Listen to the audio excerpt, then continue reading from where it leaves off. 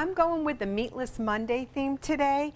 I have made Pappardella pasta before with different roasted vegetables, especially broccoli rabe. A friend of mine sent me a magazine recipe that is fantastic, and I swear I'm going to make it about every 2 weeks for dinner.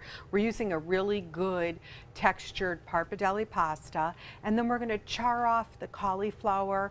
We're going to mix in a little crushed red pepper and some mustard, and it's going to just bring it all together with some toasted Italian breadcrumbs. So stay with me throughout the hour. We're bringing a white on white pasta and cauliflower, but it's going to be a flavor full of colors. I think you're going to really like this dish. It's simple and it's so flavorful. So we've taken a head of cauliflower and we've just basically cut off those florets, and then I have the stem part separate. Now if you want to make less steps, you can go ahead and roast the stems as well. I'm going to saute them with garlic. This dish does require a few extra pots and pans, but in my house, whoever cooks doesn't have to clean up, so I say go for it. So we have about 3 tablespoons of olive oil, give or take, depending on the size of the cauliflower. And of course, you want to do kosher salt, sea salt, and black pepper. And we're going to put this into our baking pan right like that. And we're putting the oven on broil. So we're looking for that real dark char. We're going to get that black part on it. Not completely burnt, but definitely charred. We'll check that in about 5 minutes. It's probably going to take about 8 to 10 minutes. We're going to stir it twice, and then it will come out, and we'll be really ready to go. And I have some already done so you can see. So that nice char on it, I'm telling you, it really brings out a great flavor. And if you don't like cauliflower, try it this way, because I really think you'll enjoy it. So next, what we're going to do is we have a pan of oil, and we're going to add capers. You know the capers is the little Mediterranean buds, the little plants. I have the big caper berries for this particular one, and I'll serve them right with the stem, and I let people just kind of cut them in half in their pasta, but it really brings a nice tangy bite. I love capers. Remember, they're salt bombs, so you're not going to have to salt the dish as much as if you were going to salt it if it didn't have something like a caper in it. So we'll put in a few more, and we'll give that a fry just for about 2 minutes.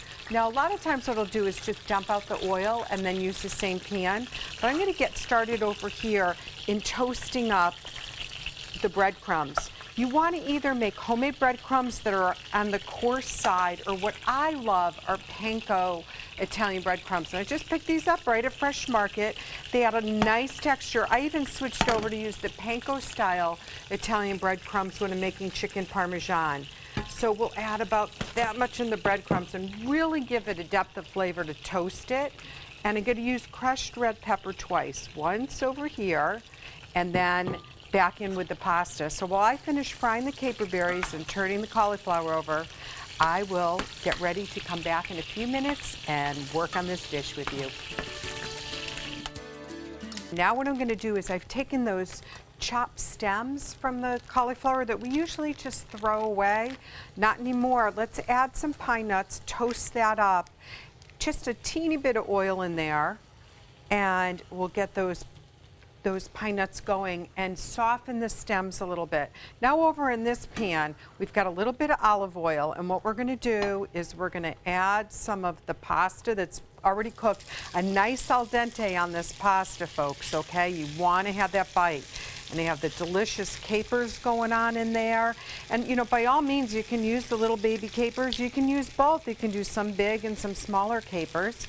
Whenever I'm cooking pasta in a dish, in case I need a little liquid so it doesn't dry out, and it's gonna a little bit with these toasted breadcrumbs, save the pasta water. That also is a bit of a thickening agent, which is great. So let's lower the heat on the pasta, and let's get back over here where we have the stems. That's going to give us a lot of color too. Now we're going to add some garlic, 3 or 4 cloves of fresh garlic. And you know my theory, I don't want you buying the kind that's chopped in a jar in oil, because that is really too bitter and takes away from the great flavor that fresh garlic's going to express. So let's toss this pasta around a little bit. We have the caper berries. I'll get a few more in there. There we go. Now it's time to slowly start adding the toasted panko Italian breadcrumbs. Now you're kind of getting that theory. There's another great recipe to use clams and do like a linguine and clam sauce, but you have the breadcrumbs in it. Really a nice combination of an Italian dish. Let's get a little bit of that cracked red pepper, so it's second time we've used it today. And then what we're going to do is we're going to take this and we're going to bring it over and we're going to start to add those stems that are still a little bit crunchy and the toasted pine nuts, and then let's take that charred cauliflower, okay, and get that all in. Now, what you're going to do is you're going to season it with salt and pepper and then give it another taste. It might need just a dash more olive oil to make it just perfect. And you know what? Believe it or not, this is great room temperature or the next day for lunch. We have a great dish. I'm going to throw some fresh parsley on top and we are ready for lunch. Stay with us. We'll be right back.